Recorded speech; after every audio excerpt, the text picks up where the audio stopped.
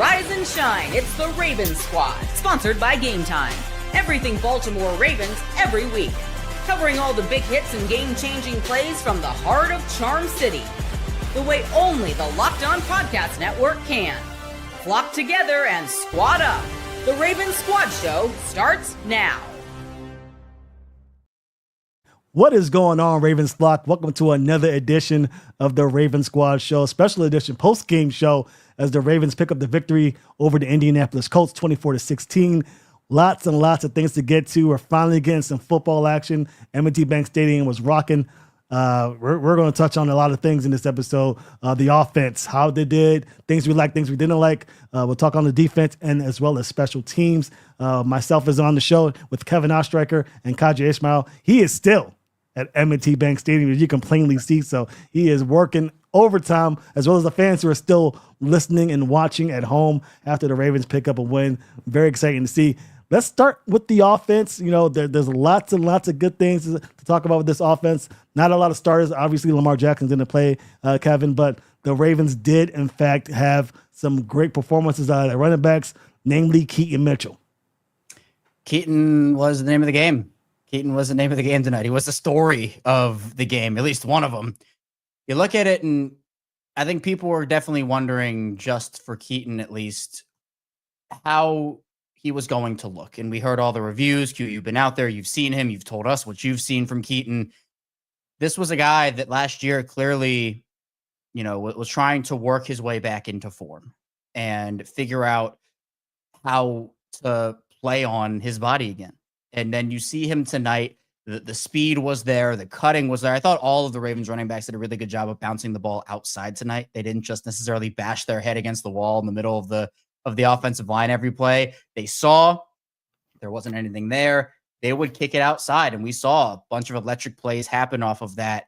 But I was really impressed with Keaton tonight. You know, I think, honestly, if they wanted to, they could put him in bubble wrap for the regular season. I wouldn't be mad at them. I get if they want to give him some more experience, but you know, especially with some of the injuries, which we'll get into in probably the second segment, you know, that stuff kind of worries you a little bit. But I thought that I saw exactly what I wanted to see from Keaton. That was a confident player out there. That was someone who knew that he trusted his body. And I think a player that, in my opinion, I know Todd Monken has said he's going to have to earn those snaps and earn those reps. I mean, I think he certainly went a long way towards earning some more of those tonight. I think it's interesting because when you talk about earning reps, it's about understanding the scheme and understanding the principles of the foundation of what the play is called. And then you go out and show your talent.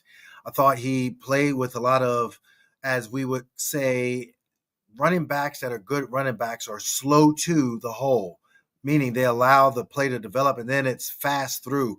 If Willie Taggart is going to critique his play, you can certainly say that, well, it was a good critique because he was slow to and fast through, and he was able to make those strong, decisive runs once he got into the secondary. So allowing the offensive line to be able to go out there and develop the way they were able to, and then him just getting to that second level really showed a lot of maturity on his part. I think when he was healthy 2 years ago, it was along the lines of him just like, all right, I'm getting up there, but I'm using my talent just to bounce it out. You didn't see that tonight. You saw a more mature running back, and I think that is something that is worthy of Keaton and what we've seen so far from OTAs all the way through training camp. Yeah, I think the great thing is, and something that I didn't really take into consideration when he was coming back from the ACL tear, is he was a rookie when he, you know, exploded onto the scene. And he's had now 2 off seasons, not only to get acclimated to being an NFL player, but 2 seasons to get bigger. He looked stronger out there in open space. He was difficult to tackle. It wasn't just his speed that got him that touchdown. It was also his power that got him through to the end zone. So definitely something that I'm very excited to see from Keaton Mitchell and other running backs there. It wasn't just him. Rashod Ali, a guy who I'll get to you, Q. I guess I'll start with you because it looked like he might have been a little bit banged up at the end of that end of the game, but he looked good as well in limited action when he got the opportunity opposite of Keaton Mitchell. Did you see anything good from Rashod Ali as well? Or was it more of the same from what we saw in the OTAs and training camp with him being a pretty decent player? And of course, yeah, I think it's interesting as my M&T Bank computer screen freezes up on you, but hopefully you guys can hear me. I think the one thing you look at with Rasheen Ali is just his ability to be patient on the sideline and wait his turn. And so when it was his turn to go out there and perform, we saw that. We saw that from a special teams aspect of things, but we also saw that, when he got a chance to run the rock. It's one thing to sit back and think that, I'm going to get some limited carries. No, you can't have that mentality. You got to have the mentality of go out there and be productive. I love the way he was able to, again, get into the second level. A lot of times in preseason, you don't really see running backs get an opportunity to get into the second level because they're trying to pick their way through the hole, or you just don't have that good chemistry with your offensive line. I thought the blocking schemes was really cool. They had a mixture of inside zone as well as some power schemes where you're leading up with the fullback. I thought all of that went well for both running backs tonight. Ali absolutely took advantage of his opportunities and made some really good decisions running the football. Yeah, and I think that for Rasheen, it wasn't the fast start that Keaton had. And I think with that, there were a couple of plays where it's just like, man, where's the burst? Where's some of that we saw? Maybe that was just because we were so spoiled with what Keaton was showing us that, anything else would have been like, man, we want this with everybody. But I thought Rasheen bounced back in a really big way. He was someone that coming into this game, everybody was expecting to be fighting for a spot. We don't know if the Ravens will keep 4 running backs. He is essentially fighting to say to the Ravens, hey, you need to keep me. You need to keep 4 running backs on this roster. And I thought his kick return really sparked him. That was the Rasheen Ali drive. It truly was the Rasheen Ali drive where, if he wasn't clipped by the kicker going up the middle, he would have scored. And then we saw, patient runs. Like, I think that's a really good way to put it. Like, patient runs and being able to be patient in general, that to me is kind of what can separate. And especially for Rasheen Ali, who, has had a year under his belt, didn't play a ton last season. Obviously, we know that. But he's a guy that could potentially make the practice squad if he is not kept on the roster. And I thought that the way that he was able to finish the game, it wasn't how he started, it was how he finished. I thought he showed a lot of people that, hey, I'm somebody too. You got to keep an eye on me too. It wasn't just the Keaton Mitchell show out there. I thought, again, the Ravens running back showed a lot. And I also think with all the Ravens running backs we saw tonight, their after first contact was really good. I think Keaton's a really good after contact player. Like, he's someone that you look at him and you look at his size and you might think, oh, that guy, first sign of contact, he goes down. No, Keaton will fight through you. Like, he will bulldoze his way through you. He was actually one of the best yards after contact players in the league during his rookie season. Like, that was how good he was. And so I thought Ali showed some of that. Ernest Johnson, who got the bulk of the carries in this game, I thought he showed that as well. I thought the Ravens running back showed a lot of key skills in this game that are very valuable when it comes to being an NFL player. Yeah, the running backs look good. Quarterbacks, not so much. Lamar Jackson didn't play, obviously. John Harbaugh made it clear that he wasn't going to get a lot of his starters out there, namely Lamar Jackson. We didn't expect him to play. But Devin Leary and Cooper Rush did get an opportunity to play. Didn't show much. Am I missing something here? Did you see something? Q, I'll start with you. You were at the game. How was it out there? What was the feeling in the locker room after that performance by both of those quarterbacks? Yeah, I really think that if the running game wasn't going, we probably would have seen one of those back in the 1980s type preseason game where it's 6-3 and it's a thrilling game and all the kids are sitting there like, Mom, I want another hot dog. Please, can I have some candy? Because this game, I'm going to stab myself in the eyes. Woo! Man, as a receiver, you just got to feel frustrated because, unfortunately, I mean, what was it? I think 59 yards or something like that. Like, it just – I don't even know where to begin. Like, I thought I saw good separation at times. There were other times where it seemed like – either quarterback wasn't able to get good protection. Then there were other times where, some of the throws were underthrown. Just all of it, it was surreal. I don't think I've seen something like that in I don't know how many years. And so Yeah, Todd Monken, I'm sure, is probably sitting there like happy that, the running game was great and did its thing. But yeah, you got receivers that are trying to make a name for themselves. I mean, Tez Walker, goodness, he looked good. He looked like he was coming open, but then all of a sudden you look around and it's like, oh, okay, yeah, I guess you're just not going to protect the quarterback and let him get a chance to get a ball. Oh boy, look at LaJohntay Wester. Yeah, man, he had a great punt return, but well, no, he's not going to run that route because he can't. So it just seemed like whether it be offensive line or quarterback decision making, it did not look good, and that is something of a huge concern if you're a Baltimore Ravens player. From a depth aspect of things, you did not get a chance to show what you could do. I feel so bad for the wide receivers. You talked about it. Like, they did not get opportunities. They deserved better than what they got tonight from Cooper Rush and Devin Leary. LaJohntay Wester, was your leading receiver, 2 receptions for 41 yards. The next leading receiver was Tylan Wallace, who had 1 reception for 9 yards, followed by 1 reception for 7 yards from Charlie Kohler, followed by 1 reception for 2 yards for D'Ernest Johnson, and then nobody else caught a ball. Dayton Wade on 3 targets, no catches. Walker on 2 catches, no targets, although he did have that play out of bounds and drew the PI. Anthony Miller. It just felt like, for Devin Leary in particular, because I know Harbaugh said that Rush was fine and he expressed confidence in this, that. I think for Devin Leary, the zip was not there on the throws. Guys were getting open. He was just overthrowing them at the back of the end zone sometimes, or just out of bounds. He obviously had the interception where I think he just went through every read he couldn't find anything, just said, all right, I'm going to check it down. And Joe Bachie was right there. Super athletic play, by the way, by Joe Bachie on that interception.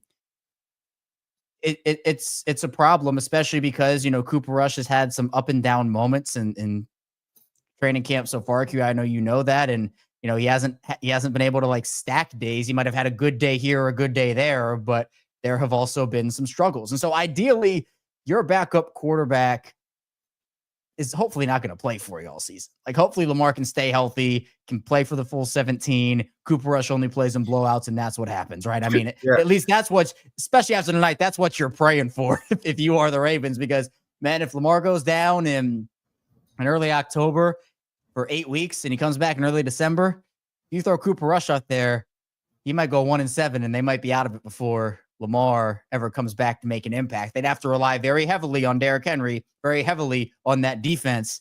And, while they're great, both Derrick Henry and the defense, Lamar Jackson obviously opens up so much for your team. So it was rough all the way around. Definitely a concern point heading into week 2. And they're going to need to show a lot more, because I think this game truly showed just how valuable Lamar Jackson is. Yeah, and how concerning the offensive line is. I mean, Daniel Falele and Voorhees and Rosengarten both played significant time in this game. And Falele looked probably the worst of the bunch. I think the play that everybody's thinking about is when he was bull rushing, it was on his butt doing the play. And you're getting second string and third string guys on the opposite side of the ball coming at you, and you're not able to, finish or play upright. What are your thoughts about that, Q? You were at the stadium. Seems kind of bleak with Falele. It is only one game. It is first preseason game. Lots of opportunities to bounce back, but definitely a sight for sore eyes. Yeah, it's interesting because with Daniel, I saw the one comment where it was like, well, he tripped over the center's foot. But you shouldn't put yourself in that situation when it comes to being in position. Like, if you're in good position, you're not worrying about tripping over a guy's foot. You're able to just be strong and stout, and that's it. And so mentally, where is he and his progression, and how is this looking as far as you can't hide so many times a scheme to help Daniel Falele. The dude is a huge dude and massive man. That is an asset. But it just seems like there are times where he plays small, and I don't understand that. I think the Ravens called this too early. It's good to have confidence in your players. And the Ravens, when they have confidence in their guys, it is unquestioned. They have confidence in their guys. It is all out there for you. I just feel like Falele should have been in a competition. I get he was Pro Bowler, Daniel Falele. I know, right. I know that he. Give me that look, Q. Yes, yeah, that wasn't a Pro Bowler. Come on, that was Eric Costa. Like, oh wow, hey, we have a third, fourth alternate, once reserved for the upper echelon of the guys who was maybe sort of kind of not really going to make it. Well, you know who also is a Pro Bowler? Former future Ravens quarterback Tyler Huntley. So you also have that on the docket as well. But I think that it shouldn't have been called so quickly. Like, I think you should have had to earn the opportunity. And I get that he started last year. I get that there was improvement, but the bar was so low after his first 2 weeks for improvement. You still saw some of the deficiencies. Obviously, look, he worked very hard this offseason. That is apparent, obviously, with his body and just his ability, but he still puts himself in those positions. And you're right. Like, yes, the center's foot got caught up under him, context within a play, but you're right, Q. You shouldn't be in that position in the first place. So I don't know what the Ravens' deal is with Ben Cleveland. I mean, he was moving bodies out there tonight on some of those plays. Like, I actually thought he played well. Voorhees on that Keaton run, he had a block, I think, to seal. So, I mean, it wasn't like the offensive line as a whole. I know Roger Rosengarten got beat, I think, on that same Falele play, if I'm not mistaken. But yeah, but that was more along the lines of if you're stout at the line, now you're seeing Tez Walker on a shallow crosser, and you could step up and throw it to him. So it wasn't about that in particular. Just come on, like, yeah, it's frustrating for sure. I agree completely. Well, not just the offense that had a day, the defense had a day. An injury of note that makes it a little bit sour, but I think the defense played well. We'll touch on it next here on the Ravens Squad Show.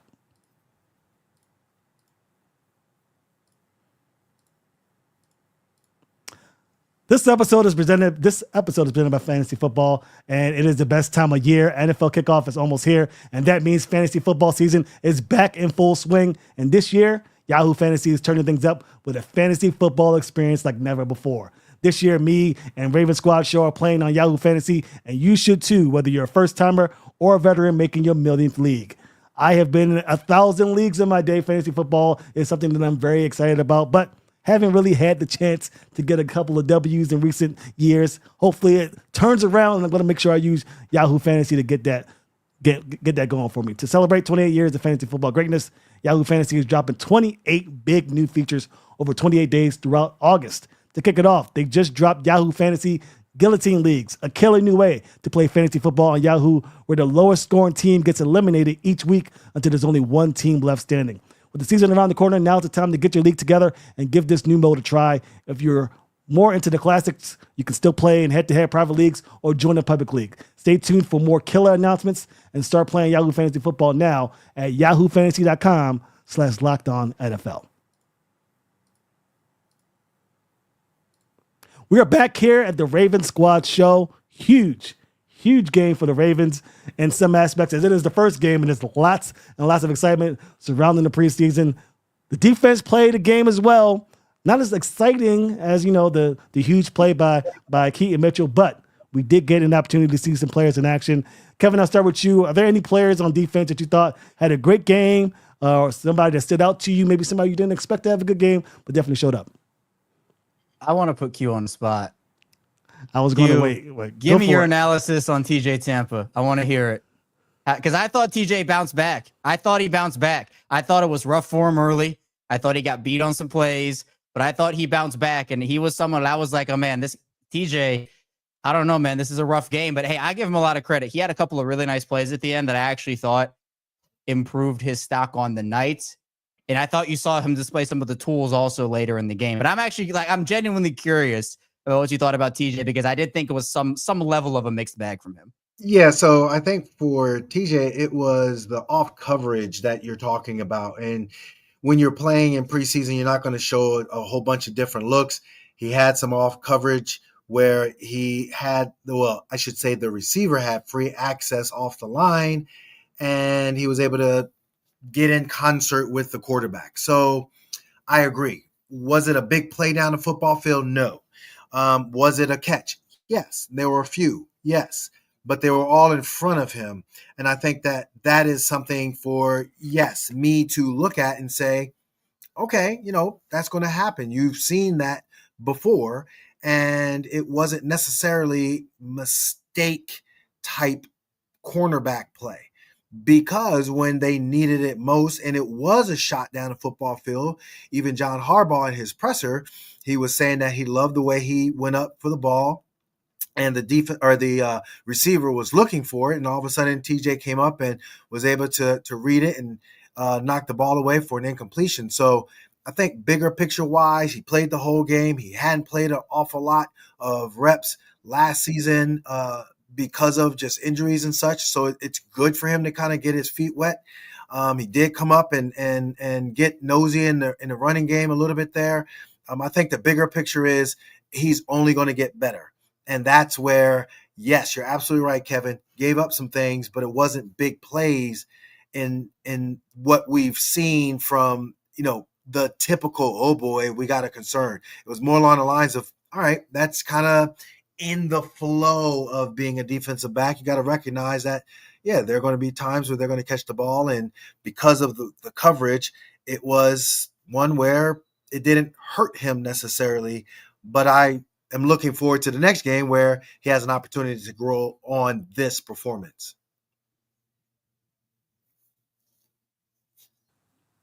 Kevin, who do you got? Man, Give me somebody. The guy who stood out the most to me, there are a couple of them.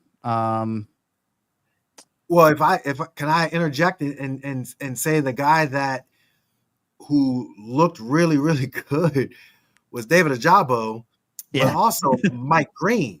You're gonna see Mike Green.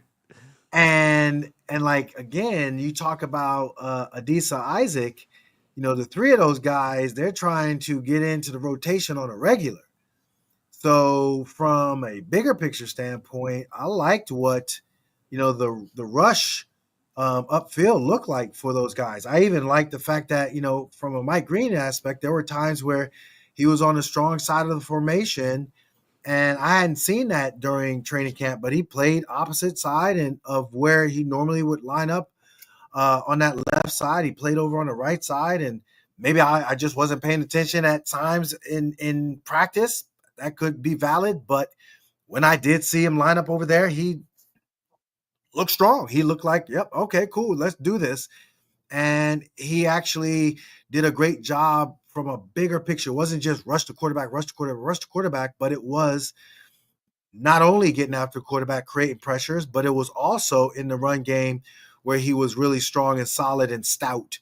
So, yeah, I think, those rushers, Adisa Isaac looked really strong and came off the edge. Obviously, in my mind, it looked like Mike Green was responsible for the sack, but they gave, I guess, they should have just gave him half a sack apiece. Yeah. They really should have. Yeah. That's what it looked like. And but I think overall both guys played strong and was deserving. And then also David Ojabo with his Bart Scott imitation on Big Ben years back, where he just had a nice, good run to Richardson and planted his whole chest cavity into the turf, and it was something where I think he even hurt his finger. So on that play. Yeah. So again, those are some names that in my mind stood out, and we can also get into Jalen Armour Davis, but yeah, those guys up front, they played well. Yeah, JAD was really good. And I see KBZ talking about that there. Mm-hmm. I agree. I mean, all three guys, and David Ojabo was a guy that, like, we've all talked about it, clearly needed to fight his way and essentially say, hey, you need to keep 6 outside linebackers. And I think that was about as good of a first game as you could have had. And again, you're always supposed to block the outside guy, right, Q? You're not supposed to let that outside guy run free. So there was some mess up and miscommunication on the Colts side, but you know what? David Ojabo said, okay, I'll take this. You're going to let me go. And they made him pay. So I agree. All three of Adisa Isaac, Mike Green, and David Ojabo had really good games. Although I think Aeneas Peebles had a good game.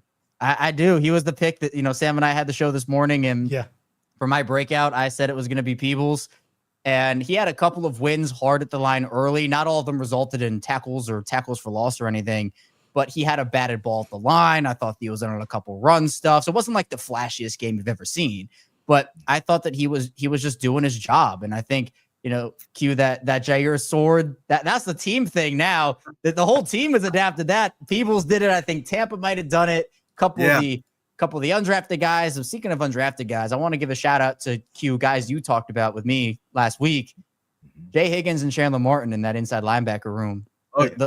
Those are two guys that are fighting for spots that are available, by the way. They're I think available. Is a fifth spot to be had, and maybe Higgins and Martin are fighting for it. But you were on top of that. Those are guys that you said looked good in camp, and they had that depth there. Higgins with the interception. CJ Raveno, by the way, also was good. He got to Riley Leonard on that play to force that interception. Yes, he did. And it's just, again, once you get into the second half of the preseason, you start to look at, these guys on the field and you're like, okay, how many of these guys have a shot to make the roster? But you know what? These guys aren't only auditioning to make the Ravens roster. They're auditioning for practice squad spots. They're auditioning for maybe spots on other rosters, opportunities, and they are going to take advantage of that. And I thought that for the Ravens, a lot of those underrated players, they stepped up, in my opinion. I think Keon Martin was involved in a lot, number 38, he was going. Ruben Lowry was in on a couple plays. Like, they have a lot of good young players. Now, a lot of those guys won't make the roster,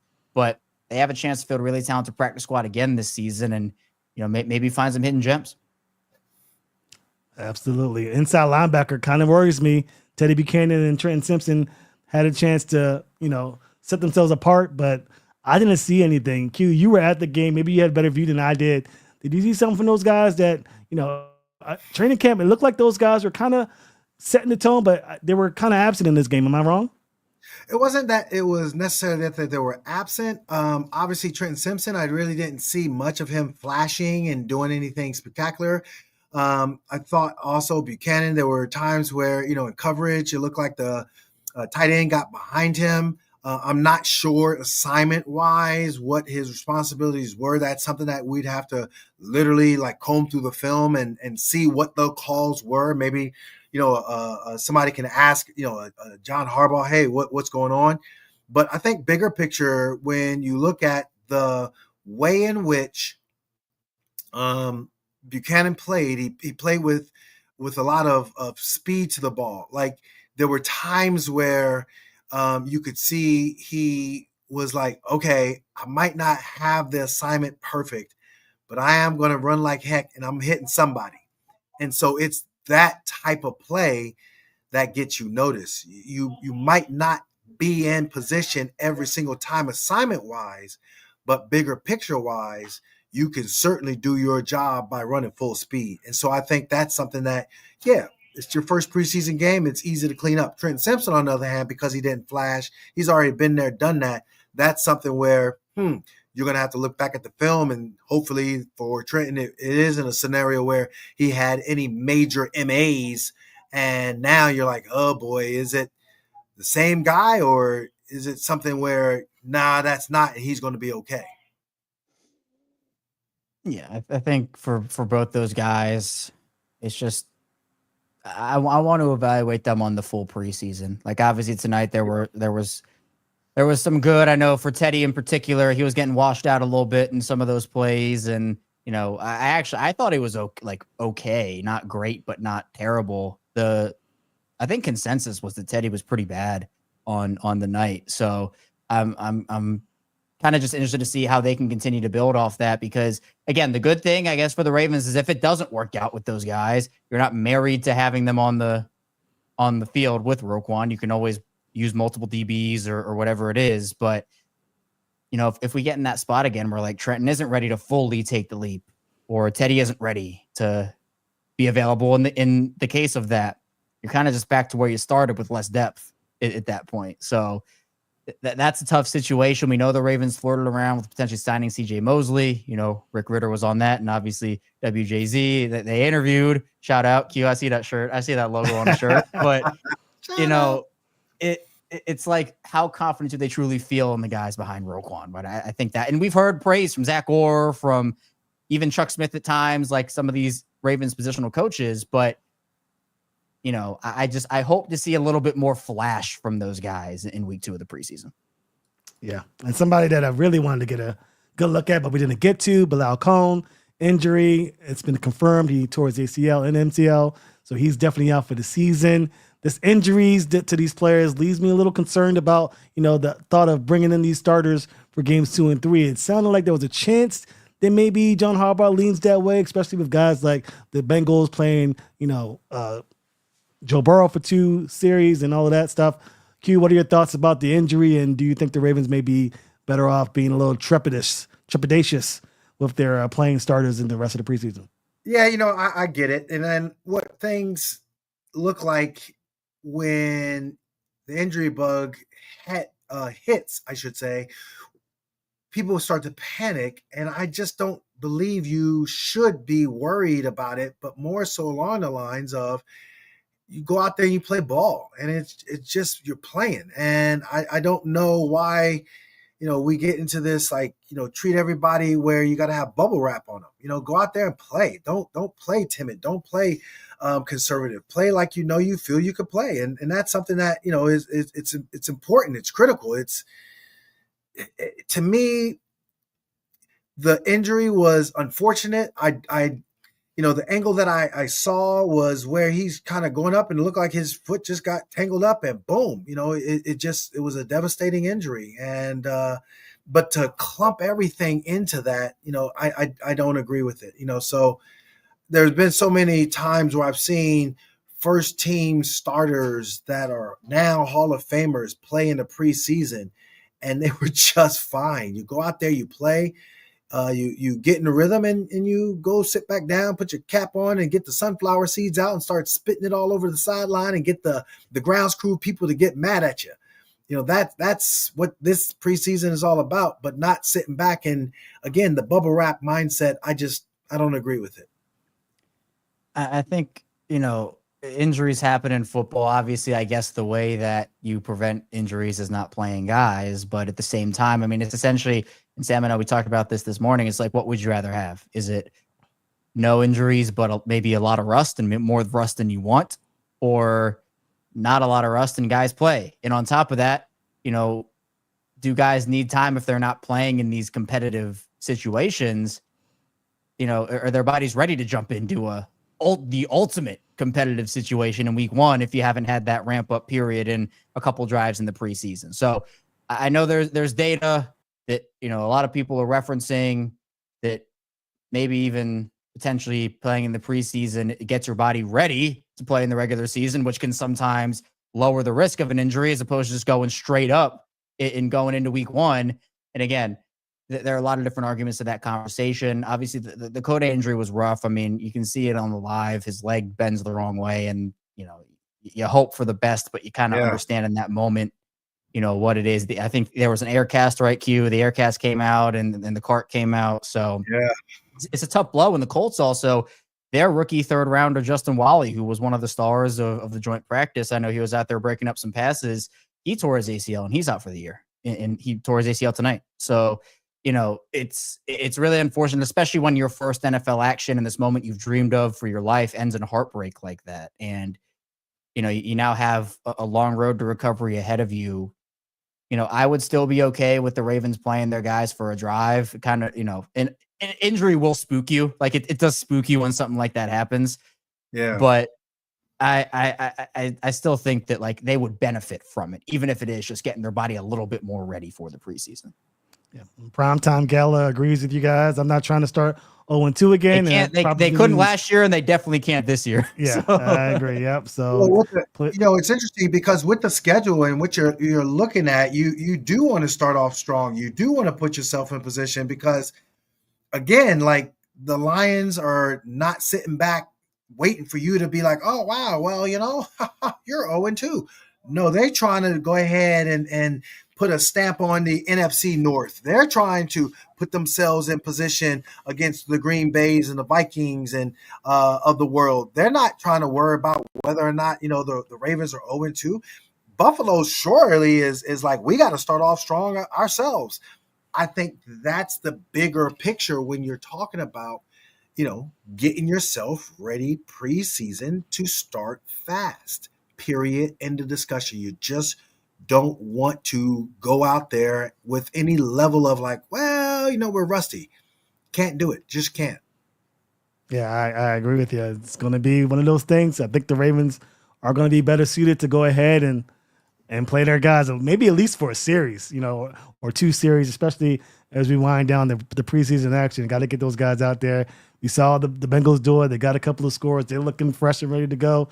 Got to make sure we keep up with them. But it hasn't always been, negatives. When we talk negatives with the defense a little bit, special teams is positive. I mean, it's probably the story of the day, what special teams did. We're going to touch on this next here on the Raven Squad Show.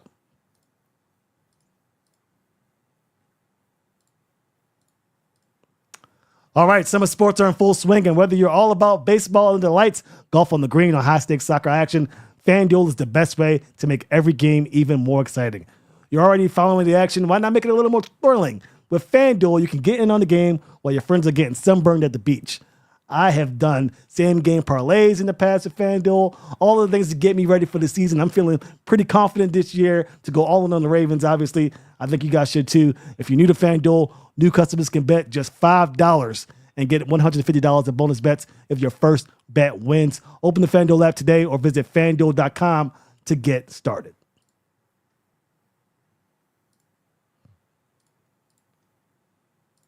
All right, guys, we are back here with the Raven Squad Show. Again, we are available Mondays and Thursdays at 7:30 p.m. Eastern Time. Kevin Oestreicher with the Locked On Ravens podcast, Monday through Friday. We also have post-game shows on the Raven Squad Show after every Ravens victory, hopefully. Also, Kevin will have his post-game show as well. So lots of Ravens content for you here on Locked On. So appreciate you guys for joining us. Make sure you like and subscribe. And if you're listening to us here, wherever you get your podcast, make sure you give us 5 stars and comment to help the channel out. But the story of the day is definitely special teams. We were definitely concerned about what Tyler Luke would do. We were looking about what happened with the kick return battle. I think a lot of those questions were answered in this contest. We'll start with the big one. LeJohntay Wester, 87-yard punt return for a touchdown. He put the stamp on the PR battle, I think, in my opinion. Q, you were at the stadium. How was it? Was it rocking? What did you see out there before the score and after the score? Give us your thoughts. Bruh, the score itself was just electric. I mean, the fan base was sitting there, and, his ability to catch the ball decisively was the number one priority. And his first punt it's a short punt, and now he's just going up and snatching it decisively. But then you look at what he did, making guys miss, the way he made guys miss after just securing it and then taking it up the field. Just amazing job of elusiveness. The fan base, just got up and was just like, talk about cheering. I mean, I was sitting there like, wow, this is good. This is really good. And good for him. Again, it's the decisiveness that I looked at that really showed, look, John Harbaugh is probably going to hold things close to the vest as far as whether or not, it's him or Anthony Miller. But we know that it's LeJohntay Wester. We know. And therefore, that means they're looking at, and this is where Kevin loves to get into the weeds of the roster. But we're talking 6 receivers, brother. 6 of them. Because you're certainly not going to get rid of LeJohntay, and you're certainly not going to be talking about Tez Walker and Tylan Wallace either, because all 3 of them can play special teams. So let's just go ahead and call it what it is. We're playing 6 guys, 6 receivers. What up? Man, six is my sweet spot. That's my sweet spot. I love the 6 wide receivers. But I think that with LeJohntay, and it was on both his first 2 returns. Obviously, the second one was the touchdown, but on both of those returns, like, you could see he had a plan and a vision. Like, you absolutely could. And I honestly thought on his touchdown, he could have bounced it outside potentially and made something happen there. But he just decided, straight up the middle and, made some moves, and he was off. And the Ravens, I mean, they haven't had juice at that position really since Jacoby Jones. Rest in peace to Jacoby. And he's like, they've been looking for that. They've had glimpses of it with Cyrus Jones, and I think Janarian Grant had like a good week in like 2017 or something, 2018. Like they've tried, and like obviously Tylen had the signature moment on the sideline against the Rams, and that was awesome.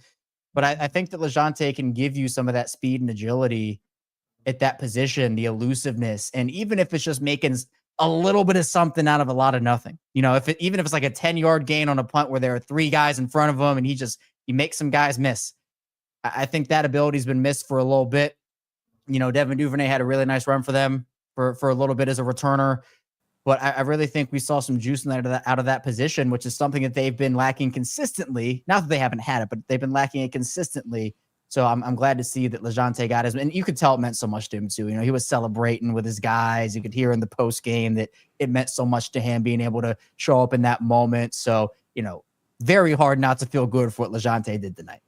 Yeah, he spoke it into existence, man. Yeah, that's what Keaton said. That's what Keaton said.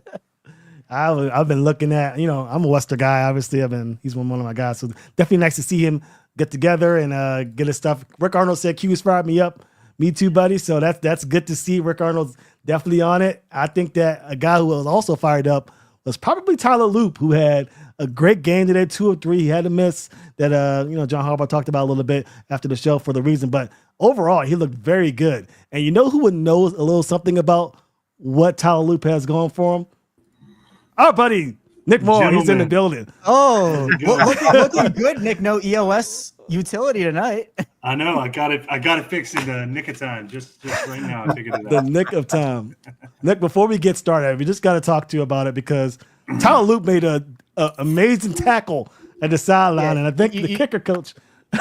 Go ahead, Kevin. You didn't tell me, Nick. Roquan had a new starting buddy out there. I mean, man.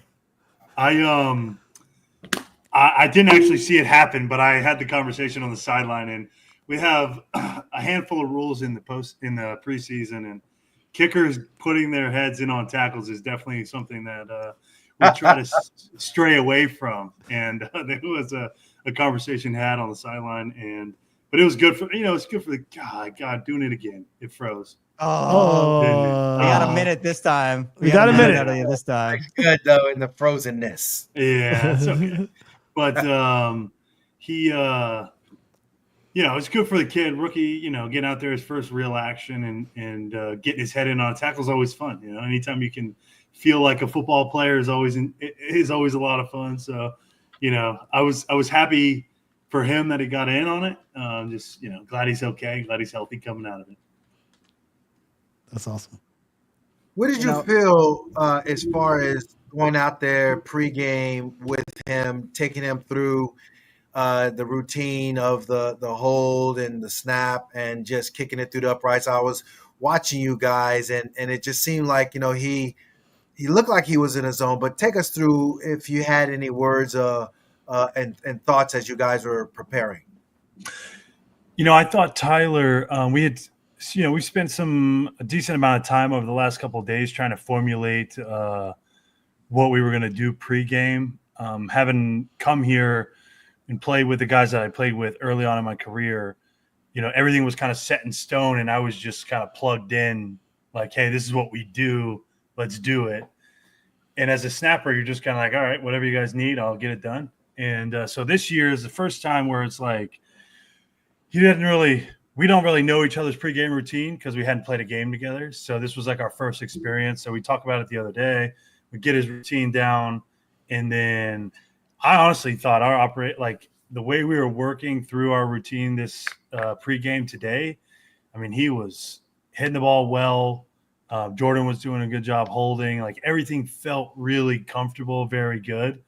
And we tried a lot of, we kicked a lot more than I'm used to. But I thought for our first game together, we're still trying to figure out, the nuances of it and trying to get everything worked out. But I thought today was a really good first step. It's preseason for a reason. You're learning each other, how you operate pregame, during the game. What do you like to do on the sidelines while you're waiting and all that stuff? We're kind of getting a feel for each other leading into Buffalo. And this was a perfect way to start it. I thought we had a lot of different types of kicks during the game and stuff like that. But I felt like our pregame was honestly elite. It was one of the better ones we've had since we've been together. So I was very happy with that. What is it when you look at the special teams as a whole and you see how the big kickoff return, you see how the big punt return, the way guys were making good decisions? Um, it has to be, as a veteran, you have to feel good about, getting off to a strong start and watching all those young guys make plays. Yeah, I mean, it was really cool to watch. I mean, that punt return for a touchdown by LeJohntay was one of the better returns I've ever seen. Yeah. And, the Ravens, we've had a history of special teams. We've had a standard here for a long time. And this year, we have so many young players. And I really want to tip my cap to them. They've done a great job of buying into the culture, buying into this is what we do. This is the standard. We are the standard. Our goal is to set the standard every single year. We want to be the best special teams unit in the NFL. And we got a lot of these young kids that are bought into that idea and that are playing hard. They're taking what their coach, they're putting it into action. I mean, typically the first preseason game is just like a lot of deer in headlights. Guys are, you get a lot of like ticky-tack penalties because guys are out of position or they don't realize the speed of the game. And, I just felt like tonight, the way that we played on special teams, and there's always things that we can clean up, but to have that kickoff return, to have that punt return for a touchdown, to have a lot of different punts, to have sudden change field goal, hit a long field or sudden change PAT, hit a long field goal, get a lot of different stuff in that first game. I mean, those young guys really answered the bell tonight. And as a veteran watching that and kind of being the old guy in the room, like it is something that I don't want to say we've been lacking it, but it's something that there's a little bit of rejuvenation going on in that room. And we understand that we're going to be the youngest part of the team. And guys are really taking ownership in that. And they're like, hey, look, just because we're young doesn't mean we're not good and we're not talented. And we're going to prove that. And I think tonight was a great step, a first step for us moving into the regular season. Yeah, Nick, I think also – actually, I think we need to break first, then I'll ask. Break first, then I'll ask. We learned from last time. Let's take a quick break, and then we'll be back, and we'll close out the show.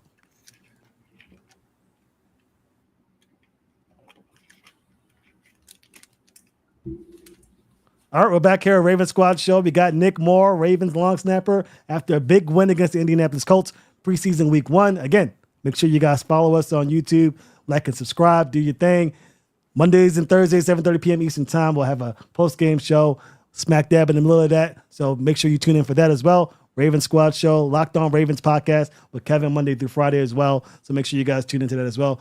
We have Nick Moore talking about the big Ravens win and special teams playing the biggest part, the most exciting part in that win over the Indianapolis Colts. Yeah, Nick, I'm curious because you said that you guys went through a lot of different kicks tonight and kind of going through your process.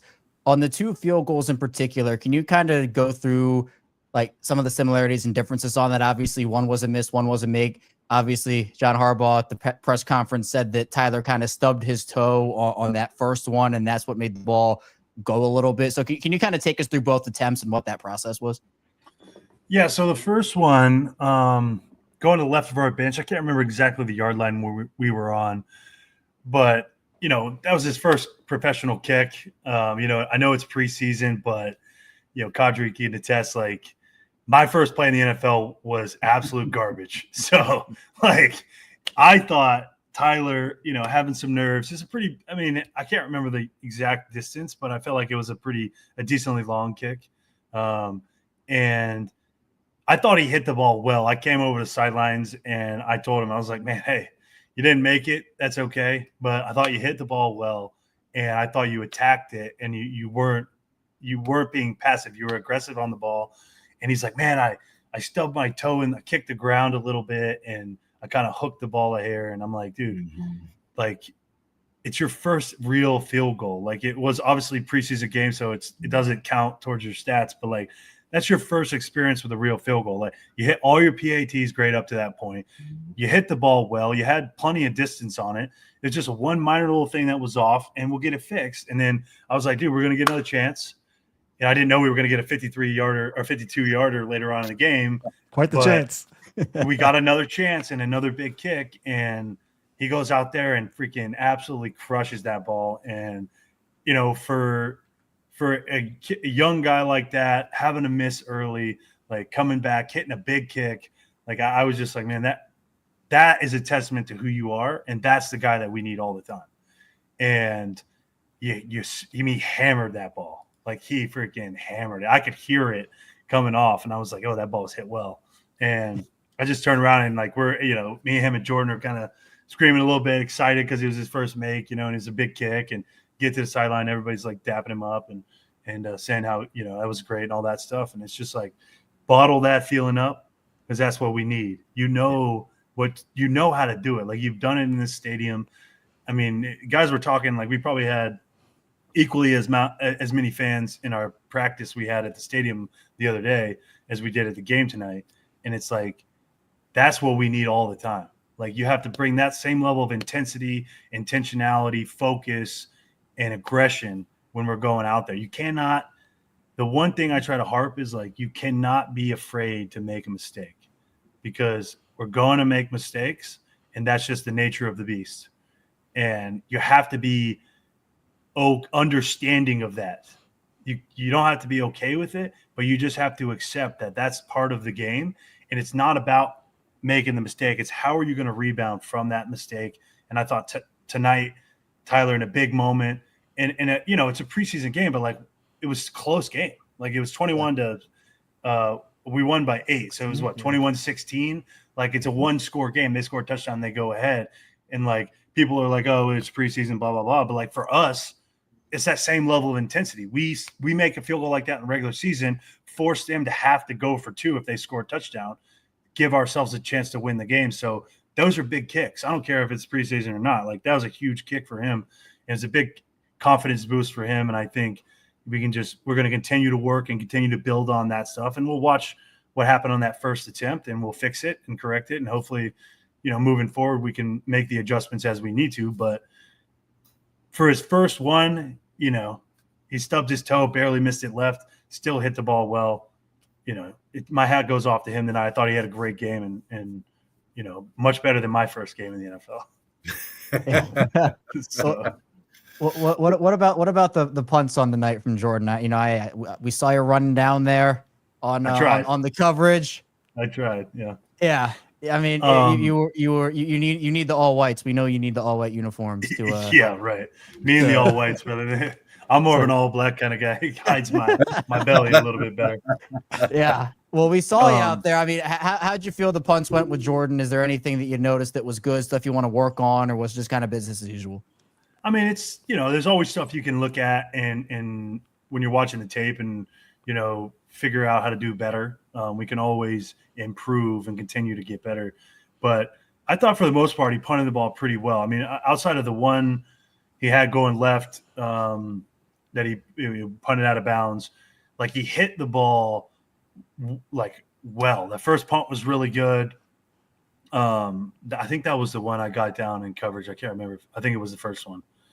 It was we want the ball a little bit wider down the field, but hit the ball far, hit the ball well, had a nice hang time on most of his punts. Guys were getting down the field. He hit a 65-yarder. That fourth punt was, I think it was the fourth one. Another Liz punt that he really loved to see it. And he had a great ball outside the numbers and really high hang time ball. It was a great punt. And then the pooch punt, we love to see the ball inside the 10-yard line, but put the ball up there high, didn't give him a chance to return it. Mm-hmm. I mean, that's, we're going to continue to work on things and continue to take our game to the next level because there is that standard that we have. And, for the most part, I felt like we played really well. Gave us a chance to get some coverage. We needed to see some young guys running out there and some old guy out there trying to make a play. And I did get on one. I got an assist on one. You got there. You got there. I got in there.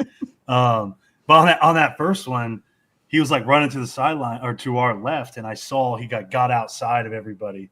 And I was like, I had to make a business decision. Do I try to make the play or do I try to outrun this guy to the sideline and force him to cut back? And so in that moment, I was like, I'm going to try to run in front of him as fast as I can and hoping that my guys are going to do what they're supposed to do, make him cut back. And sure enough, I knew once I turned, I'm a big guy. Once I turned on my jets that I don't have, but as fast as I could run, there's no break. I'm like a semi truck. There's not a lot of change of direction there. So I knew once I committed to try to outrun him to the sideline that if he decided to cut back, there was no chance I was making a play.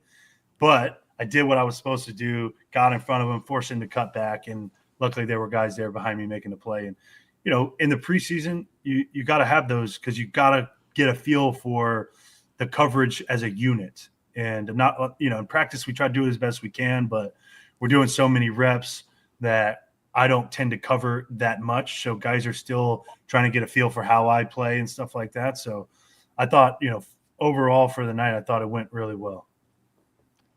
I think a big thing too, Nick, is you've talked before about Keaton and, how you and him were able to develop a relationship a little bit and, how happy you were to see him just get back on the field last year. Yep. But to see him go out there, to see him going out there in camp and stacking those days and then getting it on the field and having the game that he had and kind of just saying like, okay, yeah, we know he's back, but now he's all the way back. I mean, what was it like to kind of see him and celebrate with him and see him have the game that he had tonight? Anytime a guy has an injury like that, I'm almost fairly certain you can attest. The hardest part is having that confidence that when you're playing again, that your body is going to operate how you used to operate, right? And the toughest part as an athlete is knowing that your body's not always it's not going to be what it was, right? It's going to become something new that you're not used to. And it takes time to develop that confidence again. And like I had, going through my injury, I had plenty of people like doctors and stuff that like, hey man, this first year, you're going to be figuring it out. You're going to be trying to figure out how your body's going to react in certain situations. You're going to have to adapt your play style because you're not going to be quite the same as you used to be. And everybody said that I talked to that gone through similar issues is like that first year, it's like get through the year, play your best, but try to figure out a new way to play. And then that second year back, that's when you can really take that new style of play that you have and then really put it to the test and show that you're there. You're 100% back. And going through the injury stuff with Keaton, seeing him come out last year, I loved to see him get on the field last year and have a few of those explosive plays. But tonight, man, it just really showed like his character, his work ethic, all the time he's put in to come back to be where he used to be. Because Keaton, I mean, that Joker is fast, man. Like that guy's speed, he is pure speed and he's a great athlete. And he's one of the most electric guys when he gets the ball in his hands. And to watch him tonight, just to see the confidence that he had in his cuts and his moves and there's no fear when he's getting the ball. And that's something that he developed through the stuff he did through his rehab, the stuff he went through last season. And now this year, he's going to get the load during training camp in preseason. And I just think it's going to continue to build that confidence in him and continue to put him in a position to where he trusts his body. He trusts that he's going to be able to play like he used to play, and he's going to be able to put that on display. And I think tonight was a huge step in the right direction for Keaton. I really was super happy for him. I got a chance to talk to him after the game and was just like, I just love seeing that because I was with him when the times were tough for both of us. And now we're both on the other side and we're both confident. We feel good. Bodies are playing good. And we're just trusting that we can do it. And we're putting it on display. 1,000%. I love it. I am very happy for you. Congratulations on the huge win. I mean, special teams, you're a veteran, you're the leader of that group. So shout outs to you, of course, and shout outs to Randy Brown for not, blowing the gasket for the Tyler Loop tackle in the sideline. I'm glad it worked out for, next time push. Tyler, next time push, but he kept telling him to push. Yeah, that's our nice strategy. demonstration on the sideline about what to do there. Yeah. Yep.